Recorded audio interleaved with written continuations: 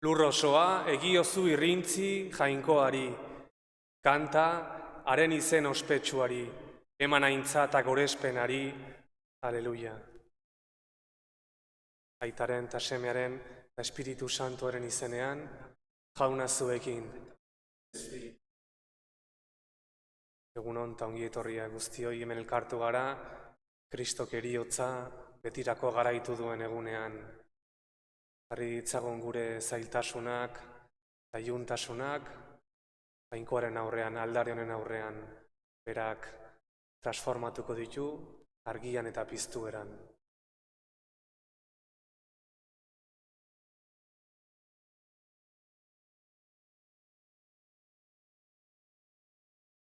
Jesus jauna, zeure piztueraz pekatua eta heriotza desegin dituzuna, erruki jauna. Jesus jauna, zeure piztueraz izadi osoa eraberritu duzuna, Kristo erruki. Jesus jauna, zeure piztueraz biziei alaitasuna eta hildakoei bizia ematen diezuna, erruki jauna. Erruki dakigula jainko guzti zahaltsua, eta gure pekatuak barkaturik eraman gaitzala betiko bizira.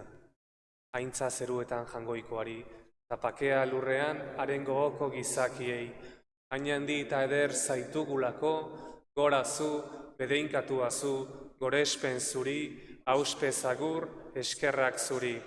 Jainko jauna zeruko errege, jangoiko aita guzti alduna. Jauna seme bakar Jesu Kristo, jainko jauna, jainkoaren bildots, aitaren seme. Zuk entzen dezu munduko pekatua, erruki jauna. Zuk entzen dezu munduko pekatua, entzun gure deia. Aitaren eskuinaldean jarririk zaudezu, erruki jauna. Zu bakarrik santua, zu bakarrik jauna, zu bakarrik goigoikoa Jesu Kristo, Espiritu Santuarekin, jainko aitaren argitan, amen. Egin dezagun otoitz. Oi jainko, poztu dadila beti, bizi berritu eta gaztetu duzun zure herria.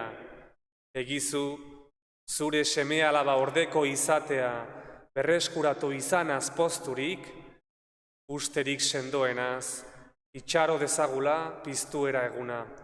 Zure seme Jesu Kristo gure jaunaren bitarte zurekin eta Espiritu Santuarekin batean, jainko eta errege bizi baida gizaldi eta gizaldietan.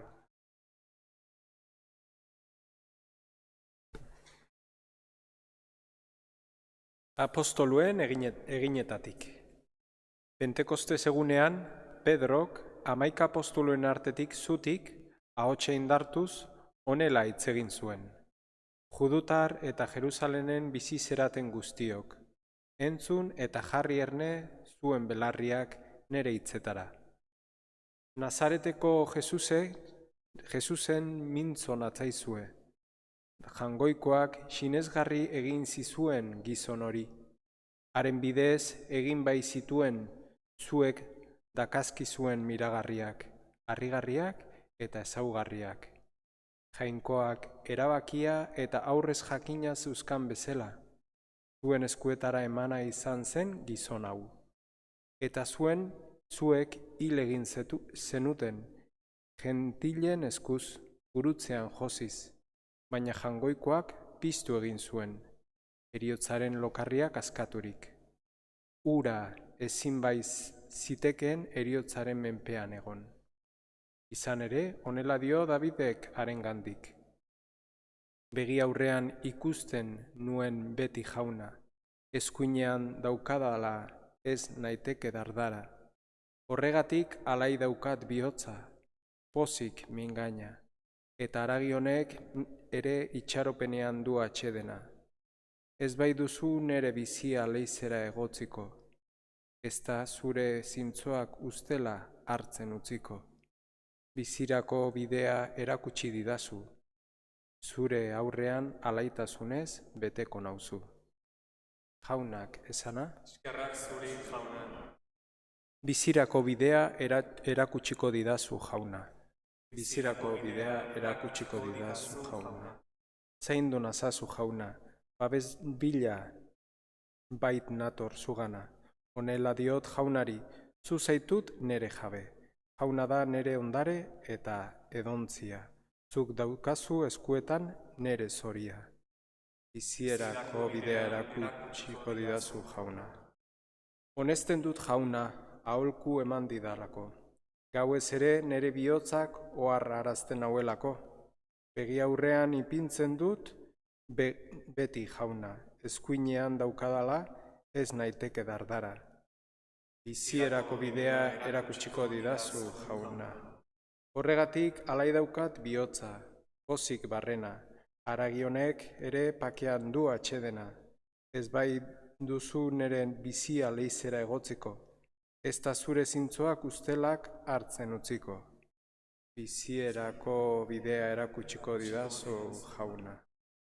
Bizierako bidea erakutsiko didazu, alaitasun betea zure aurrean, betiko atseginak zure eskuinean. Bizierako bidea erakutsiko didazu jauna.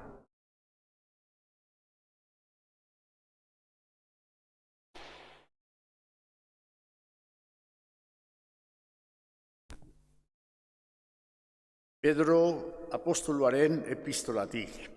Zenide maiteok, zuek aita esaten diozuenak, bakoitzaren egintzen neurrian eta bereizkuntzarik gabe epaitzeko duen eskero, joka ezazue zintzo bizitza ondan.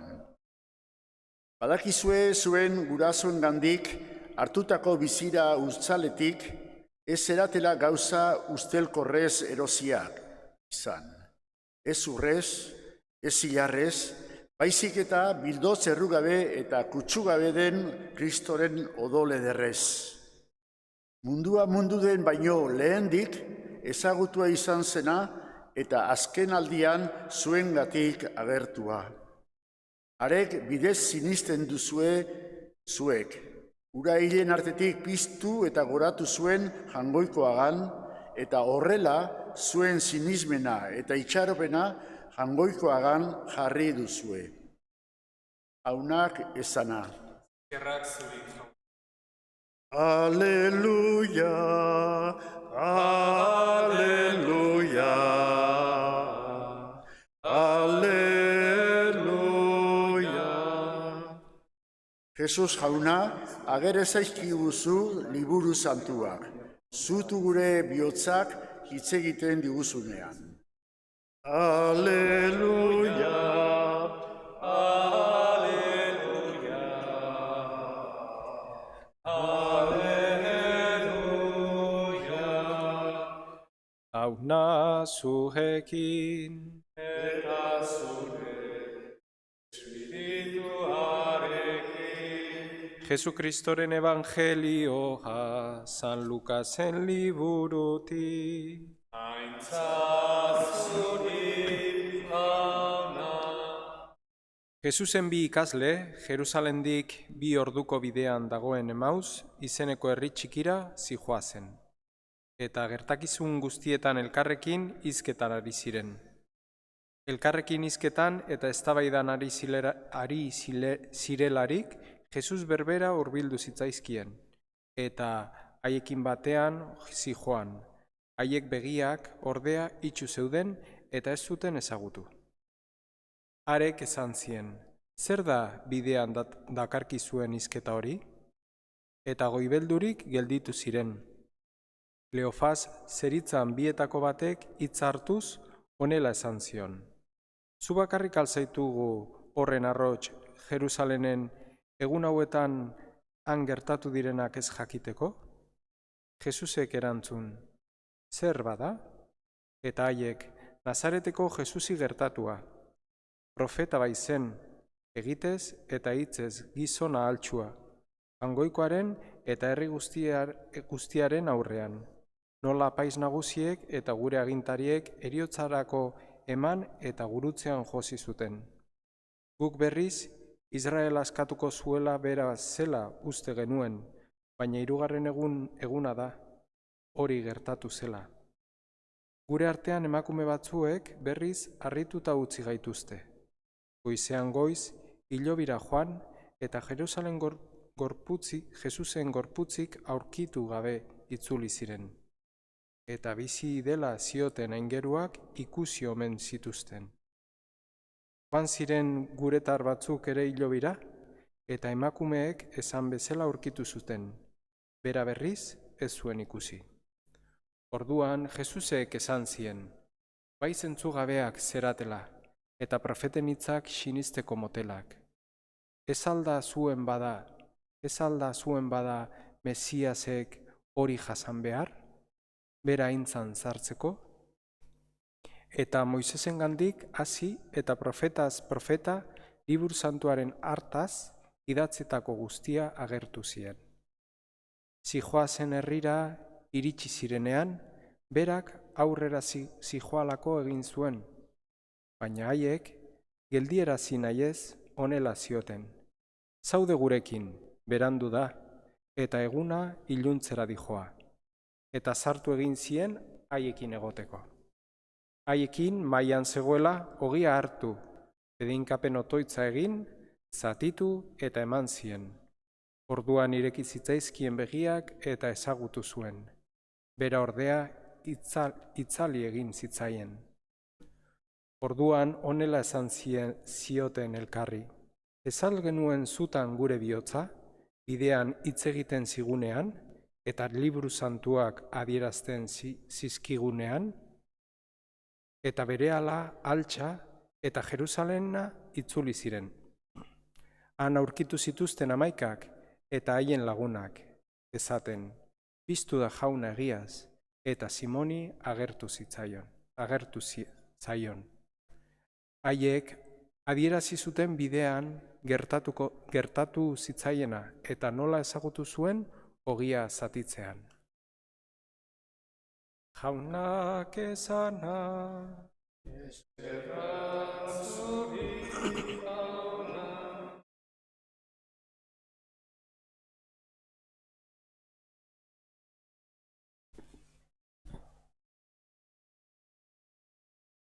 Paskoaldiko 3. igande hontan, liturgiak Emausko 2 ikasleak aurkezten dizkigu, eta Jesus berpiztuak beraiengan eragiten duen bihotz berritzea edo transformazioa azaltzen zaigu. Batzutan, bihotz berritzeari edo konbertsioari buruz hitz egiten denean, kristau izateari buruz edo Jesusi jarraitzeari buruz hitz egiten denean, meritu handiko esfortzua bezala agertzen da. Ze meritua daukezun, dena utzi dezula, Jesusi jarraitzeko. Ze meritua, otoitz egiteko, denbora aurkitzen dezula, edo mezara joateko, edo zenbat gauz honei uko egin diozun, kristau izateagatik. Hau egia alda benetan. Gauza on askoi uko egiten alzaie kristau izateagatik. Kristauok gauza asko honei, on askori uko egiten aldiogu, kristoi jarraitzeagatik. Ikus dezagon, goazen ikustea. Ikus dezagon ze aldaketa gertatzen den Emausko 2 ikasleetan. Ikus dezagun Kristo berpiztuak zer eragiten duen beraiengan. 2 ikasle hauen abia puntua oso argia da, tristura. Eta tristura sakonean daude gainea, oso triste, pixka deprimituta, desesperatuta, ez daukete ezertako gogoik. Fijatzen bagea, Jerusalendik bueltatzen ari dira, kristau elkartea albora uzten ari dira, bakarrik jauteko gogoa daukete, ez daukete beste zertako gogoik momentu hortan. Hau gertatzen da, une gogor bat edo triste bat bizitzen ari garenean, ez daukigu gogoik besteekin egoteko, bakarrik egon nahi dugu momentu hortan.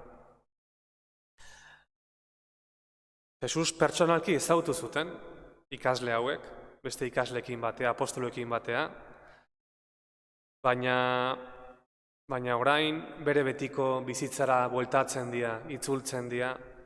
Ederra izan zen bai, itxaropen handik zituzten gizon honengan, Jesusengan, baina ametsa itzaldu egin da, bukatu egin da. Eta bain lurreratzeko momentue da, eguneroko gauzeta bueltatzeko momentue. Hau pasatzen da, Agian zeo zer handia bizi izan duzu, zure fede bizitzan, agian zure bizitzako momenturen batean Jesus gertu sentitu duzu, zure bizitzan, baina gero, desoluzio handi bat etortzen da, ikaragarria, eta dana bertan bera eroitzen da, dana. Eta tristura dator, eta fedea, pixkanaka, konturatzeako, itzaltzen juten hasten da. Bi ikasle hauek beraien artean tristura honi buruz hitz egiten nahi die. Gertatu dana ez dator bat, beraiek espero zutenarekin. Eta denbora guztin, hau esaten dute, guk espero genuen, beste hau espero genuen, beste hori espero genuen, Jesusengatik, espero genuen bai, eta guain ja ez dugu ezer espero. Ez dugu espero ja. Triste gare, desesperatuta gaude. Itxaropena galdu indeu. Orduan Jesus berpiztua azaltzen zaie. Errespetu handiz tratatzen die Jesusek bi ikaslei. Beren denborak errespetatzen ditu, eta baita bere tristura ere errespetatzen ditu Jesusek. Zeri buruz aizea hizketan, bidean zaudetela. Bi ikasleak harritu egiten dira. Zualtzea herritar bakarra ez dakina zer gertatu da Jerusalenen, ez dakizu benetan.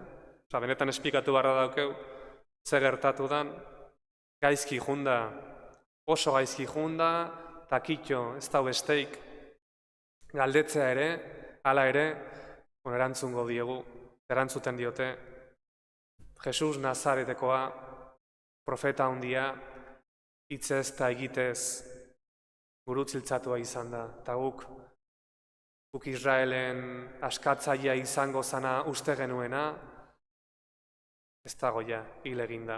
Bai, egie da emakume batzuek hilobia utxik aurkitu dutela, baina nola sinetxi behaiei, nola sinetxi.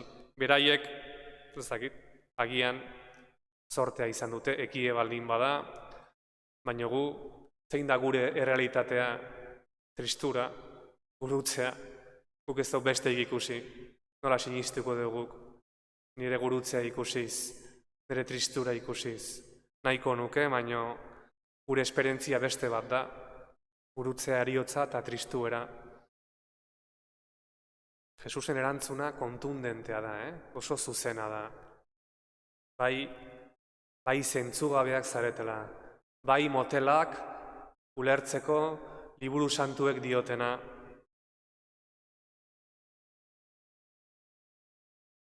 Gure bizitzako gertaerak ez dira bakarrik gure buruarekin edo gure logikarekin ulertzen. Gure gertaeren bertsio bat dugu, eta askotan, bertsio hauengatik, gure esperientziagatik triste gaude, eta oso triste gainea. Uste dugu badakigula nola joain dien gauzak gaizki jundie, eta objetiboki hola izan da, eta kitxo. Kristok beste bide bat erakusten digu, bide desberdin bat. Zein da bide hau? Gure bizitza Jainkoaren hitzaren arabera irakurtzea. Hau da, Jainkoaren hitza irakurri eta ikusi hitz honek gure bizia irakurtzen duela. Zesan nahi du honek. Beharrezko alzan Kristok hoi sufritzea beraintzan sartzeko, bai bihotz motelak eta zentzugabeak zaretela ez liburu santuak ulertzeko. Kristo beharrezkoa zuen guztioi sufritzea, bere aintzan sartzeko. Ze gauzak, Jesusen gurutzea eta nekaldia beharrezkoak ziren aintzan sartzeko. Hau ez da erreza onartzea, ez da erreza. Guri, bi ikasle hauei bezala, ez zaigu buruan sartzen, bai, zentzugabeak gea, bai, eta motelak ulertzeko, bai. Zergatik da beharrezkoa nekaldia, zergatik da beharrezkoa gurutzea. Kristo heriotzaren garaia delako, eta garaituak izan behar zienak, guk bizitzen ditugun gauzak izan behar zielako. Iluntasuna, ez ezer ulertzea, heriotza, pekatua, gorrotoa, besteengatik ihes egitea, bakardadea zentzu negatiboan. Guzti horiek garaituak izan beharra zuten. Hauek dielako guk egunetik egunea pasatzen ditugun gauzak. Bi ikasle hauentzako tristura eta gurutzea beren bizitzako momentuk importantena izan zen. Importantena, Beren tristuran eta beren bizitzako gurutzeik handienean Jesus berpiztua aurkitu zuten. Kontu zibili bar guk ere, zeiten dugun gure gurutzeekin, nola ikusten ditugun gure gurutzeak. Ez ditzagun ikusi gure buruaren arabera bakarrik, gure logikaren arabera. Utzi dezagun Jainkoaren hitzak, gure burutzeari buruz, zeo zer esan dezala, gure gurutzea Jesus jaunak irakur dezala. Bai, kristau bizitza gauza askori uko egitea da. Zeri egin zioten uko ikasle hauek, tristuratik zoriontasunea pasatu ziren. Iluntasunetik federa pasatu ziren. Eta bakardadetik elkarteko bizitzara pasa ziren. Eskadi ezaiogun Jainkoikoari bere hitzak eta bere sakramentuak, bere presentziak gure bizitza eraberritu detzala, onera izan bedi.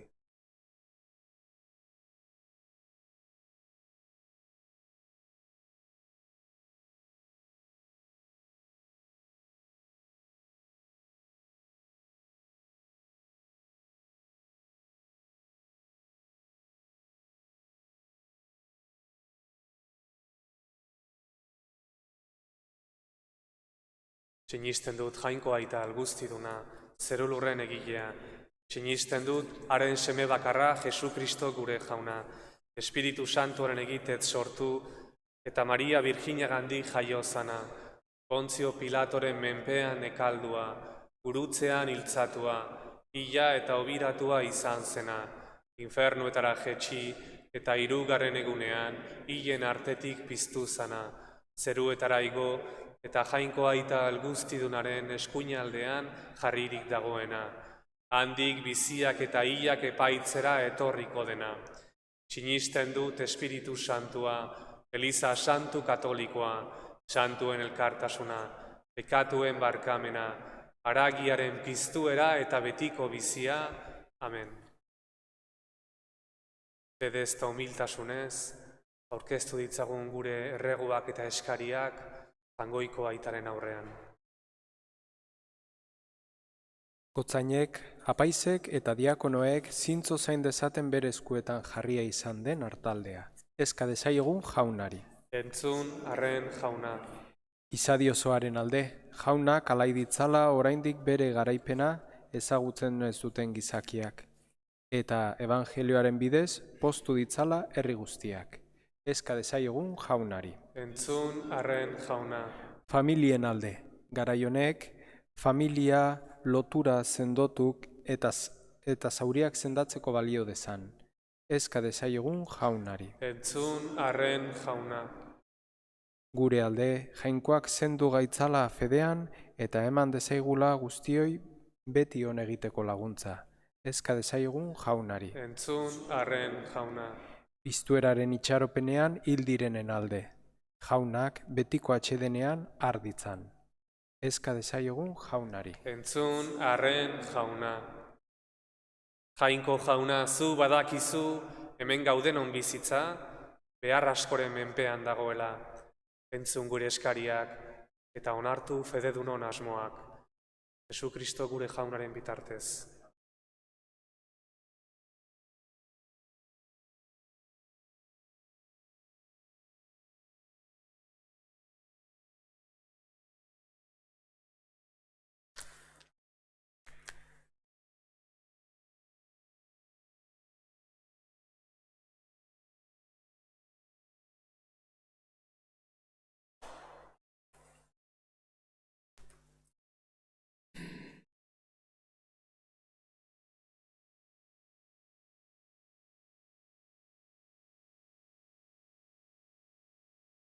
Bedeinkatu bazu, jauna, zerulurren jangoikoa, zure esku zabaletik hartu dugu, orain ekarri dizugu nogi hau, lurraren indarrak eta gizakiaren lanak sortua, hauxe egingo zaigu biziaren ogi. Bedeinkatu bazu, jauna, zerulurren jangoikoa, zure esku zabaletik hartu dugu, orain ekarri dizugun ardo hau, mahatxondoaren indarrak eta gizakiaren lanak sortua, hauxe egingo zaigu betiko zorionaren edari.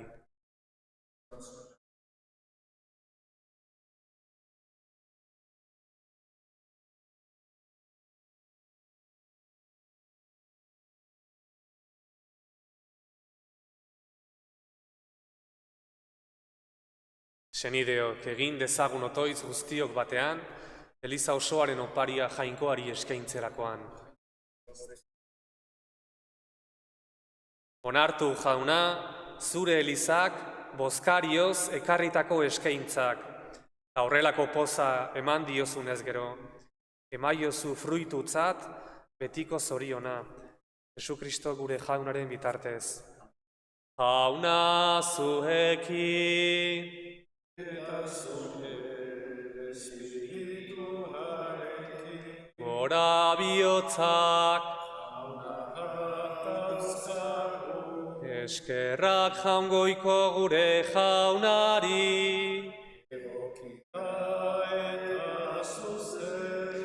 egoki da baita zuzen, bidezko eta salbagarri, zu jaun hori beti gorestea, baina poza handiagoz eta bereziki, Kristo gure Paskoa, ila eta eskenia izan den aldi hontan. Ura bere burua guretzat eskaintzen ari da beti, eta gure alde otoitz egiten zure ondoan. Ura da opari bildotxa, gehiago hilko ez dena, baizik eta betiko bizidana. Horregatik, Pasko pozez gainezka daude gizon emakume guztiak mundu zabalean. Zeruko indar eta ingeru guztiek ere, horregatik dute beti zure aintzaren gorespena kantatzen. Santu, santu, santua, diren guztien jainko jauna, zerulurrak beterik dauzka zure diztirak, osana zeru goienetan. Bedeinkatua jaunaren izenean datorrena, osana zeru goienetan. Santu zera bai jauna, eta santutasun guztiaren iturri. Egitzazu bada santu, ogi ardo hauek, zeure espiritua isuriz, Jesu Kristo gure jaunaren gorputz eta odol, egin daitezen guretzat, berak saldu zutenean, eta bere gogoz gurutzera zijoala, ogi hartu eta eskerrak emanez zatitu zuen, eta bere ikaslei eman zien esanez. Hartzazue eta jan guztio kontatik, hau nere gorputza data zuentzat emango dena.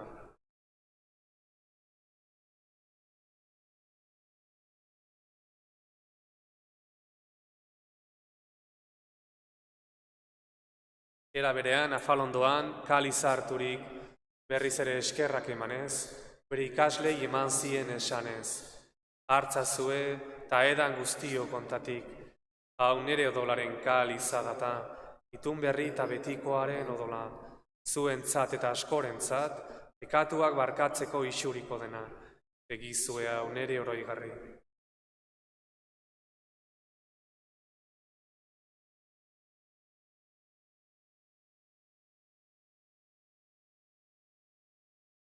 Hau da sinismenaren misterioa.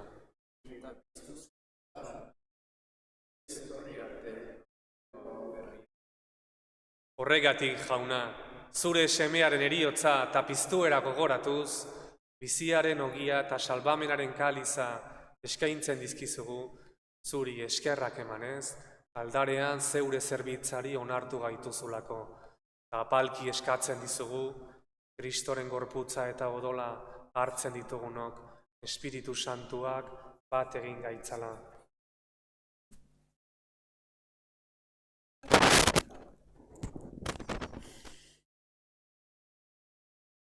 Izango goan jauna, mundu guztian zabaldurik dagoen zeure eliza. Eramazu maitasun osora, Francisco gure aita santuarekin eta Jose Ignacio gure gotzaiarekin, eta eliz gizon guztiekin batean. Oro bat izango goan jauna, mundu honetatik zeure gana eraman dituzun Kili eta Mari Carmen eta zeure zerbitzariak. Heriotzan zure semearekin bat egin ditunez gero, piztueran ere berarekin bat izan daitezela. Era berean izango goan jauna, pizteko itxaropenean joan diren gure zenideak eta hildako guztiak ere. Arritzazu zeure aurpegiaren argitan. Erruki izakizkigu arren gu guztio betiko bizia iritsi dezagun, Jainkoaren ama Maria Virginia doatzuarekin, haren senar Jose santuarekin, apostolu santuekin, eta gizaldi guztietan zure adiskide izan diren santuekin. Haiekin batean gore zaitzagun, Jesu Kristo zure semearen bitartez.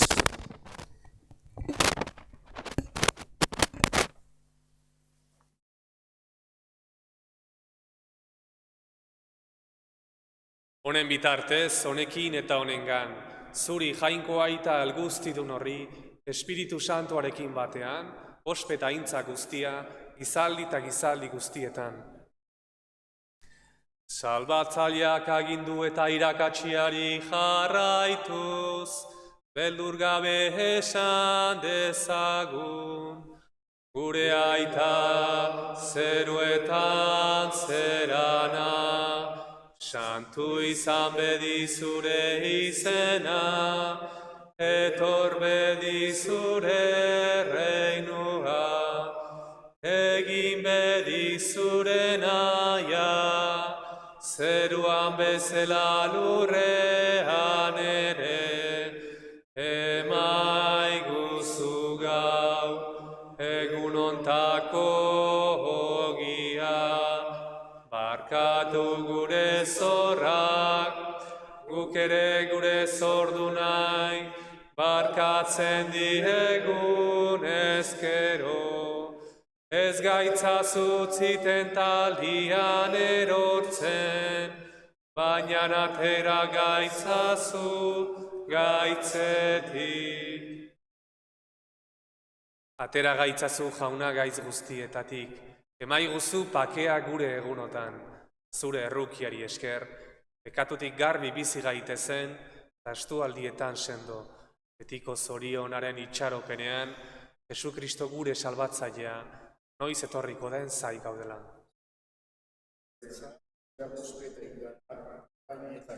Jesu Kristo gure jauna, zuk esala da apostoluei, pakea uzten dizuet, nire pakea ematen.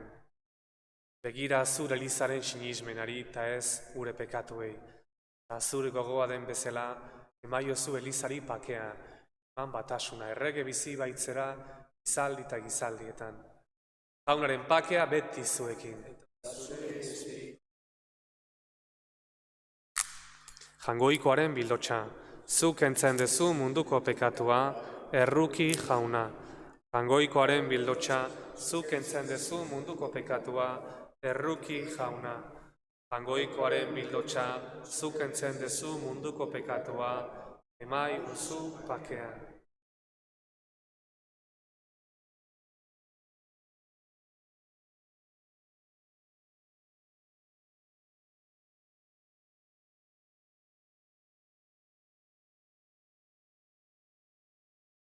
Hona hemen jangoikoaren bildotxa, hona munduko pekatuak entzen duena, zoriontsuak, jaunaren maira deituak. Jauna, ni ez naiz inor, zu nere etxean sartzeko, baino esazu hitz bat eta sendatuko naiz.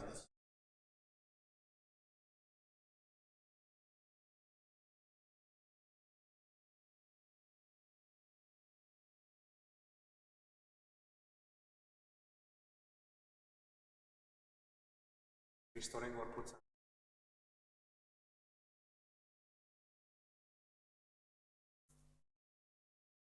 Kristoren odola.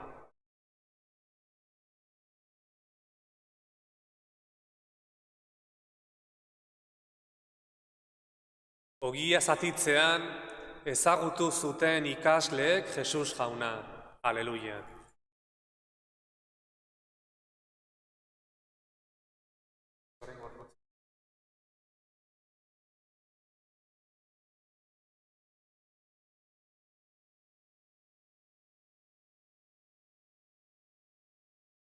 Jaunartzeko aukerarik ez duzurentzako, elkarrekin komunio espirituala egingo dugu. Sinesten dut Jesus jauna, egiaz presente zaudela, zeruan bezala, aldareko sakramentu santuan. Gauza guztien gainetik maite zaitut, eta zu hartzeko gogotsu nago. Baina une hontan, sakramentueran hartu ezin bazaitut ere, zatoz nere bihotzera. Eta egiaz hartu bazintut bezala, besarkatzen zaitut, eta oso-osorik bat egiten dut zurekin. Jauna, ez nadila sekula zugandik urrundu. Amen.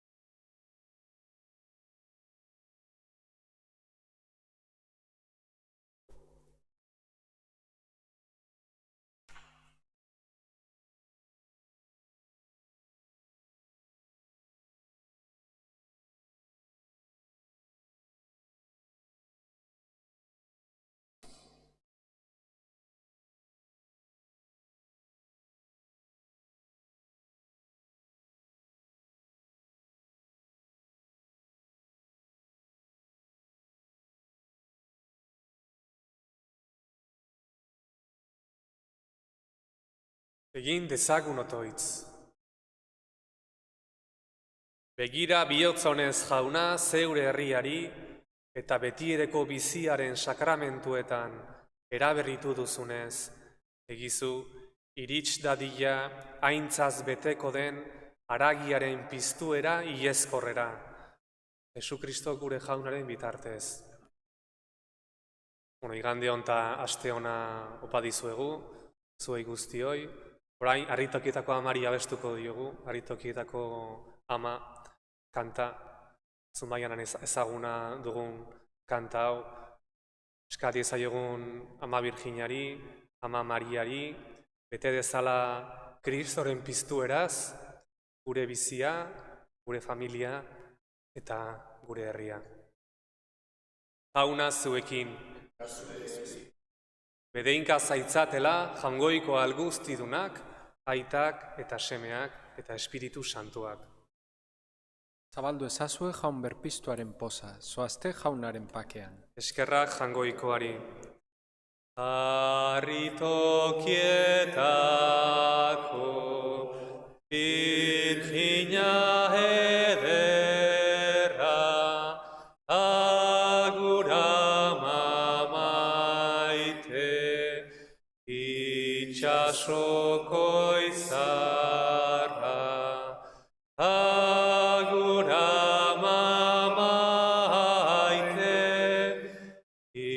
Itxasoko izarra, Gabrielen ahotik, agurrur harturik,